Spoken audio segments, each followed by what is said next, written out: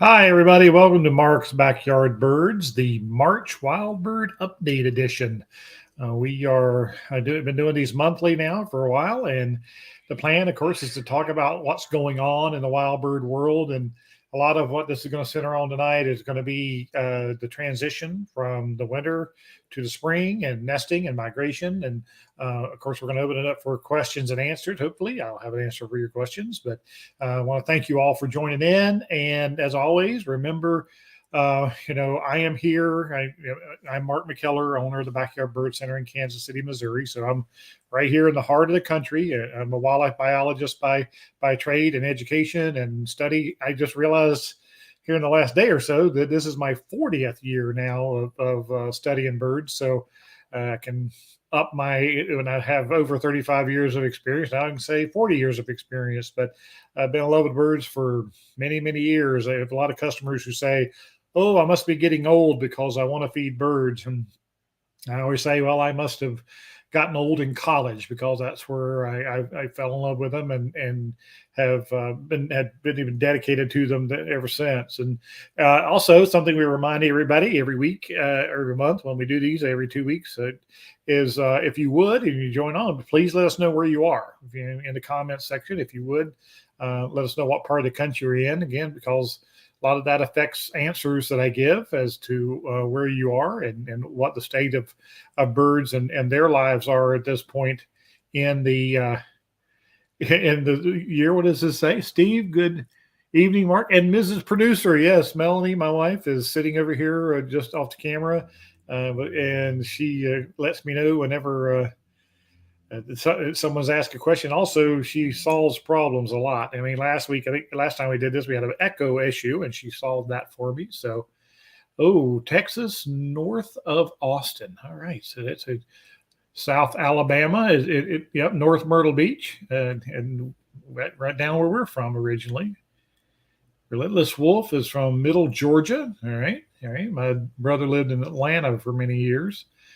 So and it's good to know where you guys are coming in from. And I always love hearing when I'm talking about these topics right now, you guys chime in with kind of, the bluebirds have already nested or started laying eggs and things like that. That helps us kind of know, and other people, parts of the country, know what's going on. And so we're going to get started. And like I said, feel free to chime in. I got some topics I want to cover, but I always, want to talk about what you want me to talk about. So March is definitely a transition month here for birds. And they're coming out of most of the country. The harshest of winter is over. We still can have some quick stretches or bad stretches, but for the most part, they're now in the mode of territory building, or either that or they're migrating. And I thought I would hit migration a little bit first, and that is because a lot of it's already going on. And one of the things that we see moving really early in the bird world is waterfowl. And so bird watchers love this time of year to visit area lakes, and here in the Kansas City area, Smithville Lake's a very popular, big, large, deep water lake that houses a lot of waterfowl, especially in migration. And so we love it because we get to see birds during migration that we don't ever see in the dead of winter, and we don't get to see them in the breeding season because most of these birds nest much further north. These are ringneck ducks, beautiful bird. A bird that confuses people name-wise because there is a ring around their neck, but it's very hard to see. But they have a nice ring around their bill, and that's more obvious on them. But there's a lot of waterfowl moving right now, and a lot of these are like ringnecks are diving ducks, so they dive deep for their food, whereas mallards and a lot of the classic puddle ducks, we call them, are dabblers. They're the ones that dip with their tails up in the air, and then they feed on in shallow water, where these guys are divers, and they dive way down to get them. And I've got a video here, another bird that's really popular here in migration. And if you guys live up north, I don't know if anybody's checked in yet from the great north up there. I know we have some regular Michigan people, and you guys get to see and hear common loons pretty regularly up there in the nesting season. Well, we don't, and we don't hardly ever get to hear them, only occasionally in the winter. But I've got a video here a friend of mine shot Let's see if this is going to play. Yeah, this is a common loon. He's caught a fish, and he's kind of getting it positioned to swallow. This is a beautiful breeding bird here. A lot of times we see them in winter plumage, but this is at a nearby lake here, and the beautiful common loon. So if you guys get to hear them and have them all summer, wherever you're checking in from, tip of a cap, because they're just absolutely stunning birds, and we love seeing them here. And this is the time of year we get to see them, the fall and then the spring. So migration is happening right now with waterfowl, and also raptors are on the move. This is an American Kestrel. We see them hovering in the median. They dive down and eat mice and in lots of insects during the warmer months, but in the winter months, mainly they catch mice and also birds. They're falcons, the smallest member of the falcon family. And one of the coolest things, I love giving this fact about kestrels, is that it's been proven that they actually can see mouse urine. So they can see urine trails in the grass whenever they're hunting, and it helps them key in on prey. So the little American Kestrel, our smallest falcon in North America, they're moving through right now. We see them quite a bit. And then we also have other birds. Like the other day, the parking lot had several killdeer. This is a shorebird that, of course, makes its living in pastures instead of in the ocean shore. Killdeer, their favorite food is dung beetles. So they actually follow cattle around, and they did bison historically, of course, and they eat the beetles that are eating on the dung of them. But they nest on shopping center buildings, on rooftops and places like that. But they're famous for just laying their eggs in gravel, exposed, and then the adults will try to lead you away if you get close to the nest by doing a broken wing routine. And we'll talk about more of those in the next month whenever they're into the nesting. But right now they're just returning. So the killdeer are flying around, and you hear them, and their name for their call, killdeer, killdeer, killdeer. All right, let's see. Oh, I see that my daughter has joined in. Hi, Morgan. And then Jerome from North Boston. Does that say North Boston, New York? Interesting. And then Peggy is, I'm just northeast of Atlanta. I'm thrilled that I have a couple of my Bluebird houses. Nice, nice. Jockey Picker, hello. Eugene Baker from South Central Kentucky. Got friends in the Lexington area out in Kentucky. A good friend of mine from high school. All right. So, thanks for checking in, letting us know where you are. Well, another bird famous for migrating and returning in March, of course, are the turkey vultures. And if you've watched my video on these birds, it's like the title of the video is "They're vultures, not buzzards," because it's an erroneous name. We in this country have called them buzzards for years, but that's really an incorrect name for them. They're members of the vulture group, and buzzards, believe it or not, is an old world term that's been around a lot longer than we've been here. And buzzards refers to eagles and a lot of the hawks. And so if you go to England and you're bird watching, you're going to see honey buzzards, and you're going to see the rough-legged buzzards over there. And that's when you come over here and you hear the term buzzard, it is a bit confusing, but they're not. Turkey vultures are members of the vulture family, and they migrate south, but they don't go very far south. Now, if you guys live down in Alabama, I know have them all winter long, and Texas and Florida and a lot of the southern states, the turkey vultures are common down there all winter. Well, in the spring, they start slowly migrating north, and mid to late March is when we usually see them in coming into our area, and they're a welcome sight. I'm sorry, they do a job that nobody else wants to do. The turkey vultures clean up dead things, and they're an amazing bird. They have the ability to eat and digest stuff that not many things in living creatures can do, and they help clean up things. They have an incredible defense mechanism. I don't know if you've ever heard this, but when they are cornered, if they feel threatened, they will projectile vomit on you. And you can imagine what that smells like. It smelled bad enough when they ate it, and that how bad it smells. And that's one way they deter a would-be predator coming at them. So, fascinating adaptation that they have. So, let's see. Hey, Peggy, has your females started building a nest yet? Yeah, that's one thing we're going to talk about bluebirds tonight. They're in various stages all up and down the country. Oh, Kurt said he got 5 turkey vultures circling overhead yesterday. Hey, hi, Kurt. Yeah, he's local here. Yeah, it's time. I mean, we get a couple days of good south wind here in mid-March. It'll bring in turkey vultures, and then it'll just become more common, more and more this month. So. Oh, Raj, he just went to Carrie to watch the sandhill crane migration. Isn't that incredible? I saw a lot of snow geese. I've been up and I led a trip up to the sandhill crane migration in Nebraska, and it is a spectacle of nature, and everybody should do it at least once.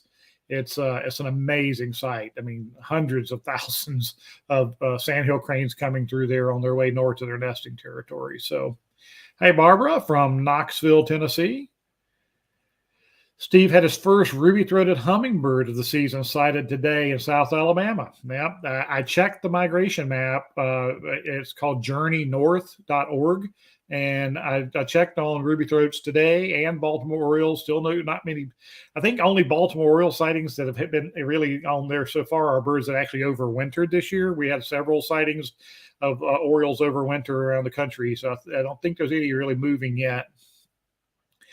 Yeah, and then John says those turkey vultures cast a big shadow when they fly over, and they truly do. And I had a friend of mine a few years ago had a couple of them that were roosting on his roof and spreading their wings out like those turkey vultures do. And he asked me, did you think his family had anything to worry about? Were they a harbinger of worse things to come? So, nope, I don't think so. That's really cool. Hi, Colt. I know you're down in Oklahoma. I have some dummy nests from a male Bewick's friend in 2 of my houses. Yep, birds will do that. They will build a dummy nest, or eastern phoebes, which are coming in right now, are famous for losing their nest. They start building a nest, and they believe they lose them. They can't find them, so they start building another nest in another location. Their wrens are famous for wanting to fill up nesting holes that they have available to them, being cavity nesters. So yeah, we don't have Bewick's wrens up this far north anymore. We did historically, but now they're kind of hard to even find in southern Missouri. But Bewick's wrens are a neat bird. Well, migration continues. The turkey vultures are a prime example. Let's see, who have I got here? And one thing that has one migrant that's just starting to sing and had the first report last night. In this picture, I know it's hard to see. I'm going to try to get it bigger for you. The American Woodcock. And I don't know how well you can make this out, but this is a long-billed shorebird. Again, another shorebird that doesn't particularly hang around water that much. It likes wet areas. A lot of hunters call these timber doodles, and they live in wet woodlands, especially down in low areas. But they do a really unique mating display, and they're just starting. The males dance for the females. They fly way up in the air. And then they twirl down and they twitter. They do a little zigzag all the way down, and the females are on the ground watching. And they make a beep, beep sound, and it's very, very cool. And that's just starting here in the Kansas City area. A buddy of mine who runs the local nature center where I used to work said last night was the first time they'd heard them. They hear them every spring out there, and when they just started calling. So this is an early courtship display and the start of the nesting season for them. I don't know how well you can see it because this was taken in a tall grass prairie, and you can see the camouflage on this bird is absolutely magnificent. But you can see the dark eye there and the long bill. Peggy says she's heard of eastern phoebe. Yeah. That's it is time for it. We get Phoebe's coming in right now in the Kansas City area. They're our first fly catching bird that comes in, and they usually hang around water where the bugs are they're going to be more likely, and they can stand some pretty seriously cold weather for a fly catcher. But yeah, Phoebe's are the first of that group, and they have just started to be seen around, especially up here in northern Missouri. We're just starting to get them. So a lot of those birds that don't go very far south are the ones that come in the earliest. And another thing to look for in migration, of course, are birds that we typically get here at feeders and kind of sporadically during the winter. And this is a pine siskin. Well, this year was a very poor year for pine siskins in our area, all over, really, I think, the heart of the country, which means they probably had really good food source or food supply in their wintering grounds up north. But when we really look for them now is because a lot of birds come through our area and settle into pine forest of the south. So southern Missouri, Texas, Arkansas, those areas that have good pine forest, Siskins, a few Siskins every year at least come down and they winter down there. Well, in the spring, all of a sudden we'll start getting calls from people saying, hey, a pine siskin at my feeder today. I hadn't had one all winter, and that's probably birds that wintered down in those pine forests in the south and are moving their way back up north, and are going to go up and nest in the boreal forest in the northern states. So be on the lookout for some of these birds, and don't be surprised if you see one that you hadn't seen all winter, like pine siskins are a prime example of that. And everybody talks about the first signs of spring to them. Now, turkey vultures are a good sign. And in some places, robins are a decent sign. We have robins all winter, so they're not a great sign of spring for us. But for the one that is a true harbinger of spring are the common grackle. And that people are letting out a collective sigh because not a lot of people like grackle. And they are noisy, bossy, aggressive birds that can take over a bird feeder, and they're messy. They throw seed out on the ground. And so we get a lot of negative comments about grackle. And this is the time of year people are coming in. How do I deal with my grackle? They're taking over my bird feeder station. Well, what I find grackle is grackle are a kind of a threefold problem. If you've got a lot of them, then in any open tray, and this is Carrie who works for me, and this is her yard, and this is her photograph. You see this big open tray is solid white. That means that is all safflower seed. Safflower seed, the grackle hate it. Cardinals love it. House finches love it. Mourning doves love it. A lot of birds do like it. It's got a very hard seed coat, so goldfinches can't eat it, and some other blue jays don't like it very much. So but the grackle, if you've got a problem with them, this is the time of the year that people have outfed like Boardwalk Blend or Nuttenberry or one of those favorite blends all winter. But now with the grackle moving in, they switch. They make a transition that any open feeder like this. And what typically will happen is when you first do this, if the grackle have fed there and gotten a sunflower seed a couple of days before, and then you change it to straight safflower, now these guys are going to toss that safflower out. I mean, it'll look like it's snowing out there. They're looking for that one sunflower seed again. So you don't put very much in there, and you may have to do that like 2 days in a row, and then the grackle are convinced they're not going to get any more food, and they move on.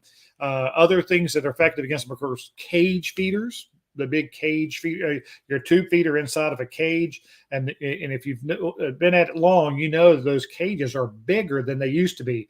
It used to be those cages were pretty small because all they worried about were squirrels getting into your tube feeders. Well, now the grackle are such a problem, they've actually had to move those cages out, make them larger, so those grackle can't strain their neck in through the holes and get to the seed that's in there. So safflower, cage feeders, and also Niger for your finches. They don't like Niger seed either. So there are ways to battle grackle. And luckily, not a lot of people have a ton of problem with them, but for those people who do, we have to coach them in the right direction to help them out. Let's see. Cole says they have lots of robins down there in Oklahoma. Yeah, Kurt had one of those yesterday as well. A grackle. Kurt, I think you're saying. Yeah, the other, of course, red-winged blackbirds. I didn't put a picture of them up there, but they're another harbinger of spring, the redwings. A lot of them, they do winter in wetlands in Missouri, but they really start returning the males first with the bright red epaulets, and they come in before the females. And then the females come in usually a week or two after the males start showing up at your feeders. And March is the month when that starts to happen for sure. Now for those, Kurt said, it was definitely a Grackle. I had one yesterday. The other part of spring, of course, is that we're talking about the migration and then the nesting. Well, the other part, and I really want to talk about this because this is a common question right now, and that is window birds running repeatedly into a window. As smart as birds are, they don't know their own voice and they don't know their own reflection. So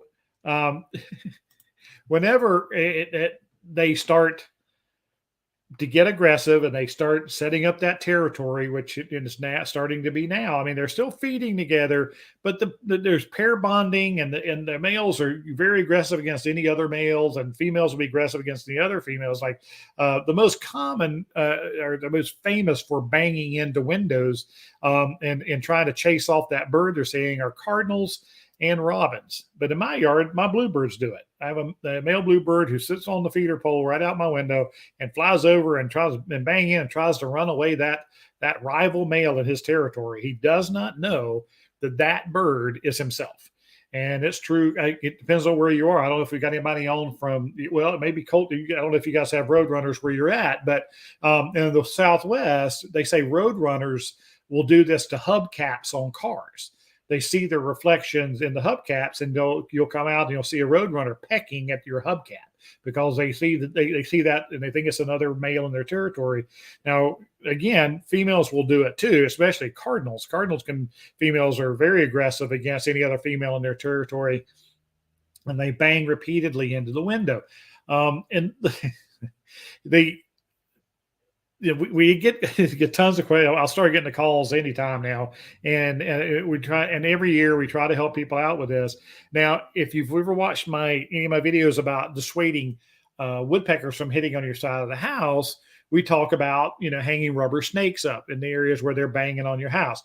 How to help prevent window collision, birds flying into your windows and hitting and dying. We have the stickers, UV stickers that go on your window to help the birds see that. None of that works against this problem because I always say these birds are in love. This is love that's driving them, and it's much more, it's a much stronger instinct than being scared of a snake. They just want to run that male off no matter what, and they bang and they bang and they bang. And they'll also do it to your side mirrors on your car. This is a picture taken on Melanie and I's honeymoon quite a few years ago in Maine, and we pulled off the side of the road to look at the ocean, and Melanie goes, Mark, look. And I'm sitting, I'm looking out the other window, looking at the ocean, and I turn, and this is a northern Parula. This is a warbler, and this bird flew down and saw his reflection in the side mirror on the car and was trying to run that male off. He would bang into the side mirror. He'd hop up on top of the side mirror, then sit inside the car, and he kept repeatedly. And so we snuck and got the camera out the back seat. And Melanie got some pictures, and and then had to be real careful, and then got a little closer and took another picture. And then the bird just wouldn't leave. We were afraid we were going to scare it off. Well, he was so focused on that bird in the mirror that he would not leave. We banged on on the window. He wouldn't leave. We literally had to drive off to get the bird to fly off and go back into the woods. So that drive of territory is so strong. So how do you solve this problem? Some people, and I feel for you. I remember reading a story about a lady who was a writer, and she wrote. Her best writing was for like midnight till 6 a.m. And then she went to bed, and she wrote the story about every morning when she started to go to sleep, this cardinal started banging into her window. And so she could not get to sleep. And the story goes, she wrote a big article about it. She actually got a permit to kill this bird. And so she did. She shot this male cardinal, and she said the minute she pulled the trigger, it's the worst day of her entire life, and she regretted it from the moment she did it. And the whole story was basically about how she should have done more and to dissuade the bird, and and she hated that she did that. But you can do a lot of things to dissuade them. If you have an issue with mirrors on your car, this is the time of year when I'm riding around, I'll actually see a big old athletic sock stretched over the side mirror on a car. And I know that's what's going on. They've got a bird and they poop on the window and they poop on the mirror. And, so they're covering that up. And that is really the only solution that I know for this. And that is covering your windows. The natural solution, you hope, is that the sun angle changes, and you're hoping that it takes away that mirror image, because that's what those birds are seeing in your window. I've seen them banging against the glass, and sitting inside the house is a house cat, and the cardinal is just banging against the glass right at that cat's mouth, and it doesn't know that cat is there. All it sees is his reflection, because it's like a mirror to him. Well, sometimes the sun angle changes, days get longer, and that mirror image goes away, and all of a sudden it's a window again. And boy, that's the best case scenario, because you don't have to do anything. But for those people who it just is a persistent problem, the only thing I've seen over the years that really works is to cover the window from the outside. The inside doesn't help. Like I said, the mirror image, and that is spray snow is a wonderful thing. A spray that you can get it, obviously at Christmas, you spray snow decoration. Spraying that window where he's hitting in it is a really good a way to keep them from seeing their reflection. Well, window screens can be effective. I've actually heard of people say they keep hitting the window screens as well, but window screens, and it's the last ditch resort. This is also a time of year I see people with newspapers taped up covering a window on their house, and I know exactly what's going on. They've got this issue, and it can go on. They typically don't hurt themselves. Sometimes people report seeing a little bit of blood on the edge of the beak and stuff where they hit the window really hard, but for the most part, they're not hurting themselves. It's just, maddening, drives you crazy. So there's a lot of things you can try to do, but believe me, they're driven by a higher power, and that is that need to reproduce. So I'm sorry, I am getting behind on question. Oh wait, how to attract bluebirds? All right, we'll talk about that. And any way to dissuade doves? This is a good question. We just helped a lady in Alabama. We sent her. She bought a bird feeder with a dove cage on it. So the wire is big enough openings, 2-inch openings, so cardinals can get in it, and even blue jays can get in it, but the mourning doves can't get in there. Weighted feeders, so that the doves are heavier than most birds, and they'll make the thing go down. And also, if you can't beat them, join them, and that is. That tray that was in the picture earlier with the safflower in it, that safflower is a dove magnet. They actually safflower. So if you want to bait your doves away from the rest of your feeders, that's not a bad idea. All right. Okay, there's another bluebird question. All right, my female bluebird has started bringing grass into our birdhouse today, but for some reason, the male took some of the grass out of the box. Interesting. Wonder why he did that. That is a really good question. I wonder, I'm just thinking out loud here. Real quick, I wonder if it was another female that brought some, if there were two females and this was not his mate that maybe tried to bring some grass in, and that might be part of the process. That's a good question. Or, the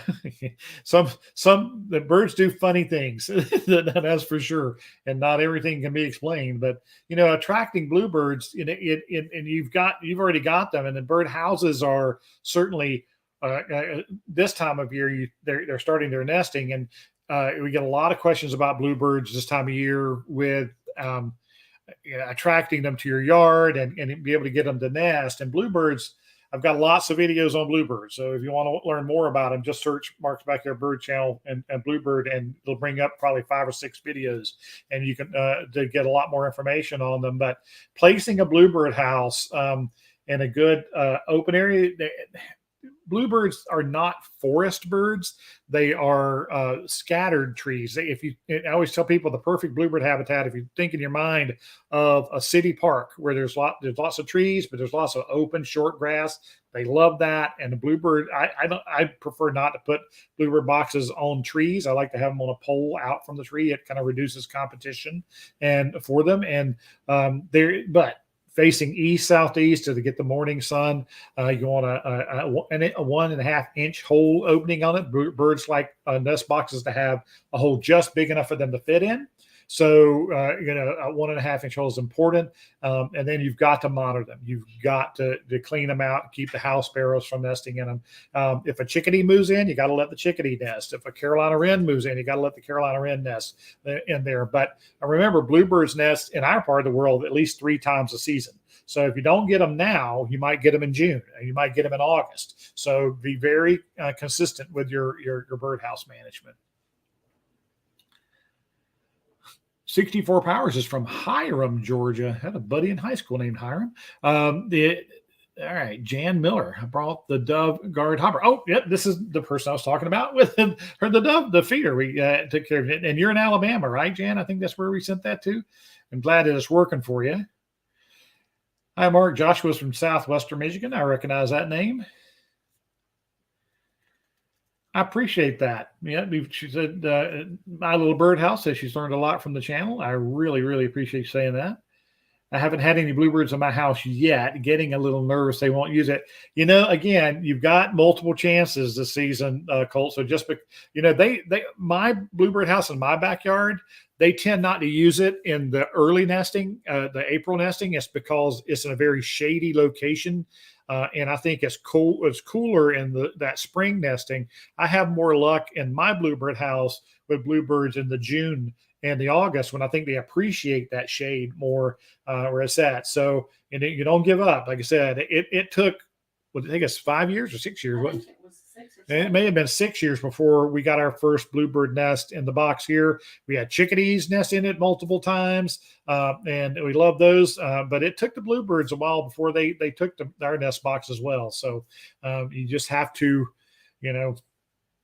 be consistent and don't get complacent and let the house sparrows take it, because they will for sure. Let's see. Ryan says, Dad had put a plastic bag over our side mirrors. Yep, because of the cardinals, to deter them from scratching the windows and mirrors. That, this is that time of year. Ryan, I understand. That's like I said, it's people are more understanding whenever they know why they're doing it. And that, believe me, it is. It's just pure instinct for them. Yep. Golf course, told me golf course setting last year for the bluebird house, and I had 2 broods that last year. Excellent. Yeah, golf courses are prime examples of ideal bluebird habitat. That short grass is because they're perch hunters. Bluebirds are the thrush family. They're related to robins, but they don't run along the ground and like robins do and get their food. They're perch hunters. And they fly down and get insects out of the short grass. And that's why they prefer, short grass areas whenever it comes to nesting as well. And also, when if the baby flies the first time and doesn't make it and it falls down, they'd rather it be in a short grass where they can continue to bring it food and take food to it so it can get strength to be able to fly, rather than being a tall grass and then the adults have a hard time getting to it. So short grass is an important factor whenever you're mounting bluebird boxes. I will put the link to the Dove Guard and I know it's in shopbackyardbirdcenter.com. I think we've got it up there by now. If not, I'll get it up there for you. We get the Dove Guards now are specific, that the ones we have are specific to a specific feeder made by Hilltop Specialties out of Indiana. They're all handmade and they're made out of recycled milk jug material. And these Dove cages over that. But there are other dove cages on the market. It depends on what kind of feeder you are trying to keep them out of. I know they have them. A dove cage that actually sits down into a tray, like that open tray, like in Carrie's picture there with the Grackle. They make a cage for trays like that the dove cage just sits on top of that, because dove can be a real problem. I mean, and also pigeons. I was at my son's house the other day, and his neighbor had a ton of pigeons under their bird feeder, and they were up in the feeder and knocking stuff out. So they can gobble up a lot of food. All right, I just watched another bluebird take grass out of the house on another channel. At least my mate was great. You would know. They'll do.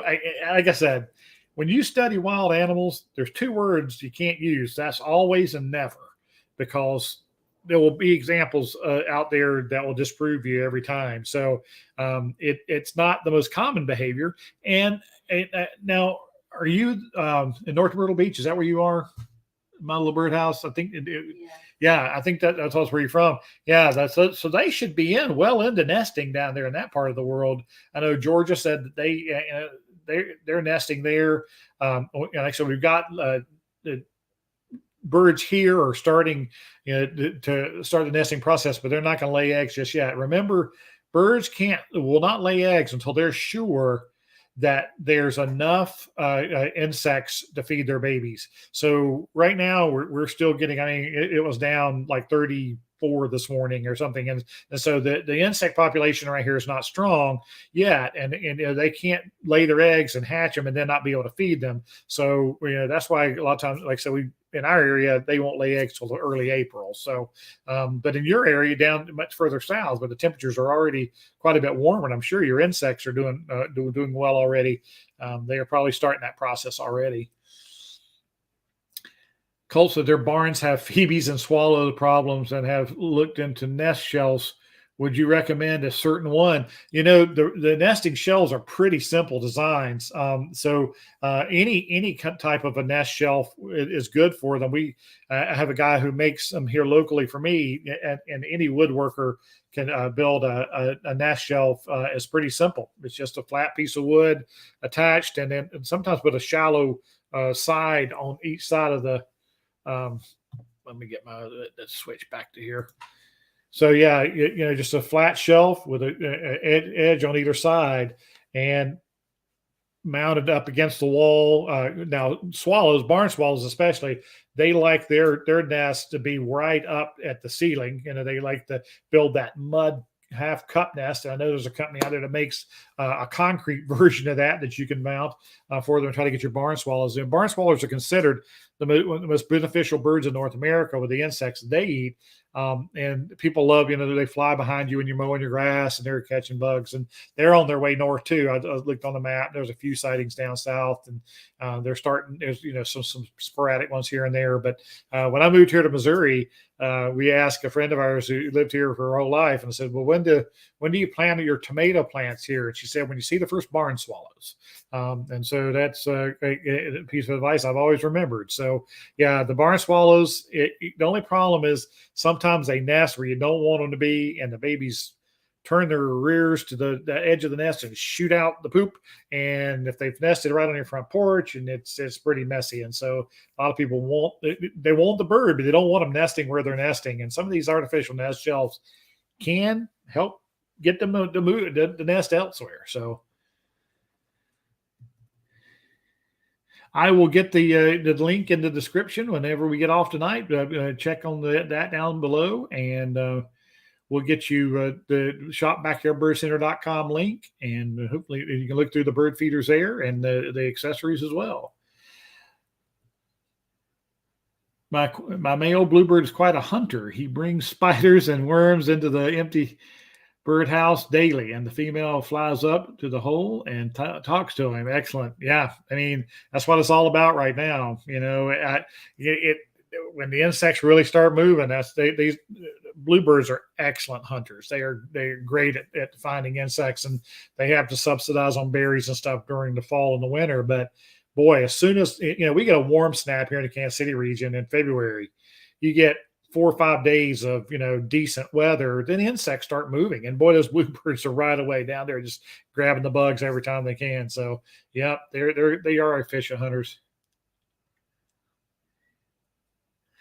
Good for you, Colt. Yeah, he likes to build his bird houses. That's great. I know. I used to work for the Missouri Department of Conservation, a fine organization, and they have a great website, Woodworking for Wildlife, we called it way back in the day, where all the plans for the different birdhouses, and they, I had a bluebird house here that we sold for 15 years. The first 15 years of my business was built by a friend of mine, and he built tons of bluebird houses and bird feeders for me and stuff. Finally, his arthritis got bad enough that he just couldn't do it anymore. But what I like about a bluebird house, and that bluebird house, he and I worked on the design of it, is on either side of the bluebird house, he hit one side had a door that opened for cleaning that you can take out the nesting material and close it back. The other side had a smaller opening that opened up. There was a window view. So you could lift that little door up and look in there and count the eggs and count the babies. And you could track how your bluebirds were doing. And, a good bluebird landlord writes this down. They track, the first egg was laid on this day. And then, this day I checked it about every 4 to 5 days, checking bluebird nests are good. Okay. They're okay with that. I don't like checking them too often, but every 4 to 5 days and keeping records of how many eggs, how many hatched, how many babies, or she was feeding. And then when they're about 10 days old, I leave it alone. Don't open it up after that, because they get pretty jumpy about that time. So you can, if you recorded, whenever the eggs were laid and when she started sitting. Remember, bluebirds lay 1 egg a day for 4 to 5 days in a row, typically. And then she starts sitting. She wants synchronous hatching. She wants all those babies to hatch at the same time, so they all have an equal chance to get food when she's feeding them. So it's like 12 to 14 days of her sitting, and then 12 to 14 days from them to fly. So it's about a month-long process from the time they start laying eggs to the time the babies leave the nest. And once they leave the nest, they're not coming back. That is it. And so they'll be out there. The male and female will be helping raise the babies. And then once 2 weeks or so of that, 10 days, they're teaching them the ropes. And maybe a week after that, then they're starting to look for another nesting site. The cycle will start again. So the bluebirds are, absolutely one of America's favorite birds, no doubt. All right, let's see. Red-wing, Robert said he heard a red-winged blackbird this morning. Yep. Robert, are you local here, or what part of the world are you in? I'm in 08077.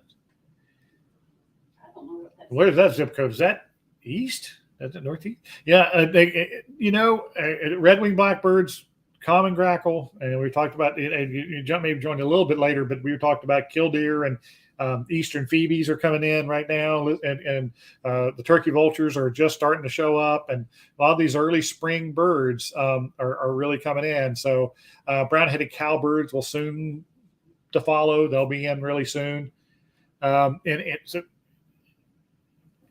Mark is awesome to order from. Oh, thank you, Jan. I live in central Alabama, and Carrie made my Dove Guard hopper feeder purchase flawless. Very customer oriented. Thank you, Jan. We try. Like I said, we're not a big operation. We're a single store. We have 5 people, and that includes me and my wife and a couple of teenagers that help us out. And Carrie and Ruth have been with me for so long, and we try so hard to do a good job. We really appreciate comments like that, Jan. That tells us that we're doing a good job. And we just had our this past week. It was our 21st anniversary. So we've survived some pretty tough times, and as we say, we have a Walmart at our back door, and we have a Lowe's at our back door, and both of them sell birdseed. But we've grown, and we've done very, very well. So we're very proud of that little business of ours. So not a backyard bird, but I was excited to see my first northern harrier a few days ago. I loved harriers. Yeah, a buddy of mine, the guy that started me bird watching years ago, said his grandfather called northern harriers field drivers. fly low. If you've never seen them, they fly low across farm fields and marshes, and they just barely cruise right above the top of the grass, one in the field, and they turn around and they come back the other way. They hunt with their ears, which is unusual for hawks, more of an owl technique, but they do have facial disc, and they point their faces down. They're listening for rustling in the grass, and then they drop down on the food. It's northern hare is a great bird. Yeah, thank you, Joshua. Yeah. Well, those are the topics I really wanted to cover tonight, and that is, the banging into the windows is a huge one, and also, bless her heart, we have the problematic birds that are arriving. Then we got the birds we love that are returning, and we try to address all those.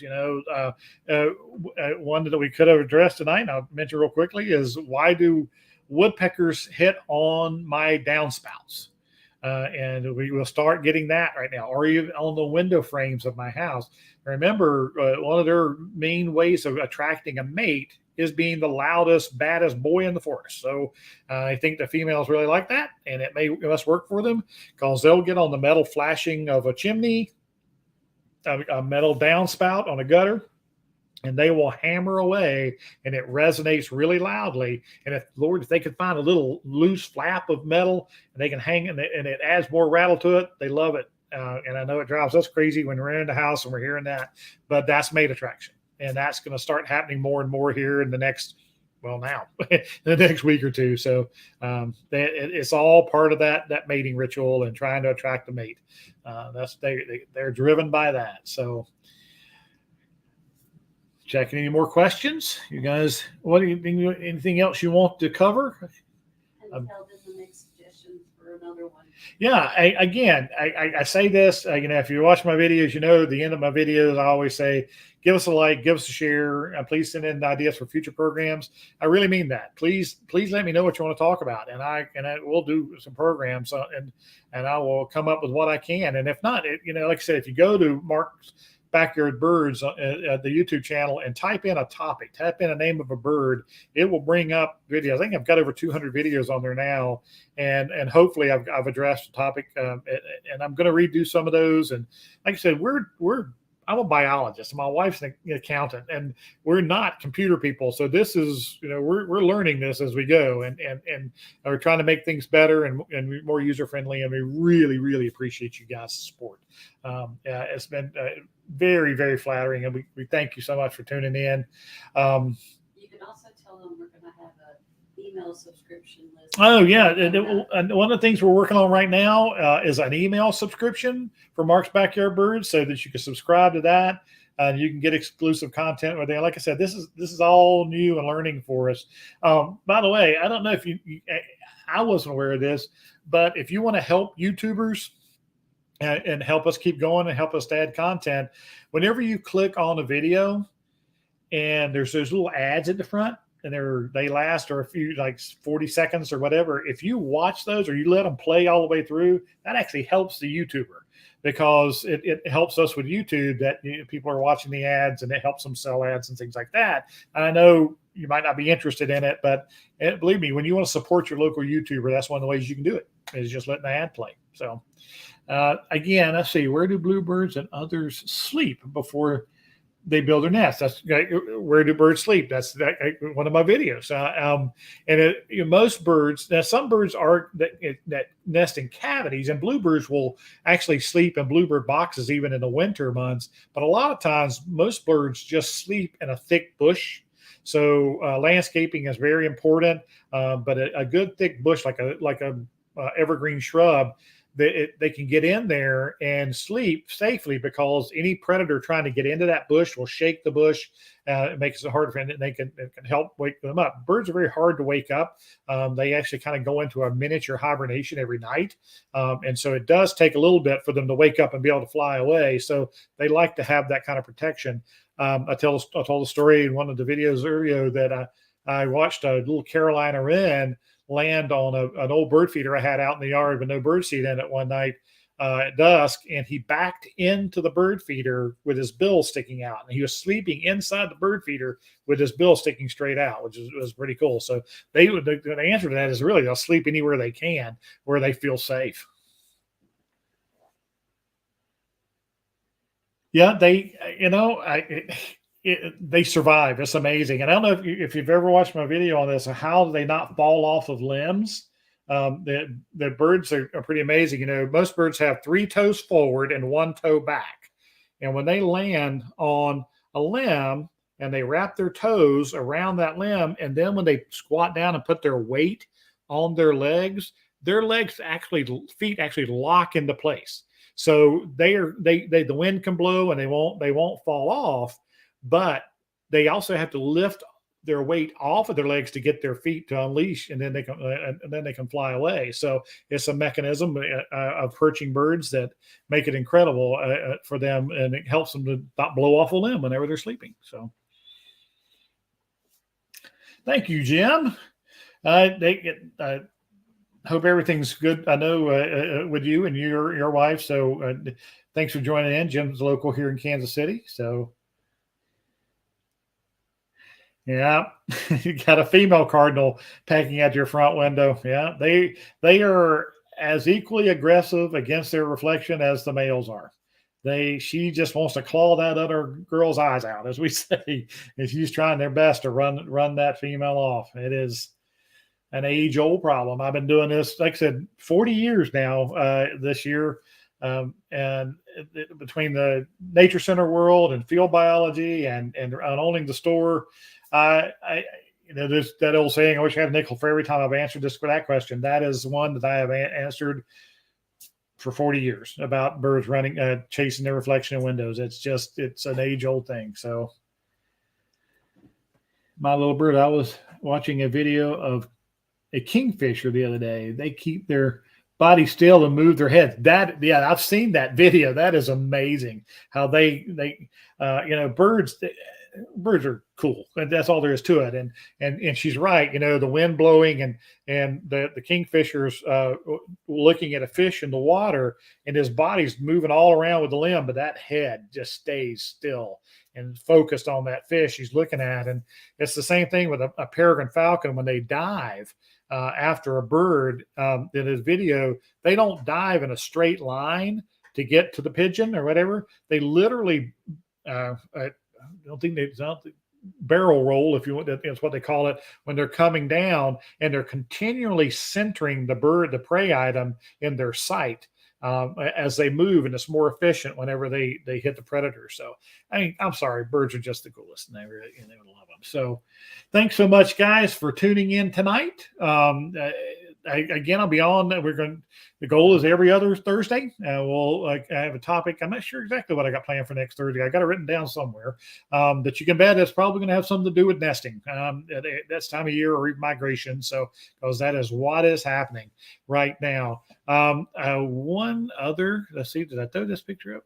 Did not. Okay. Well, you didn't get it imported. I had a picture of the cover bird tonight was a goldfinch in transition.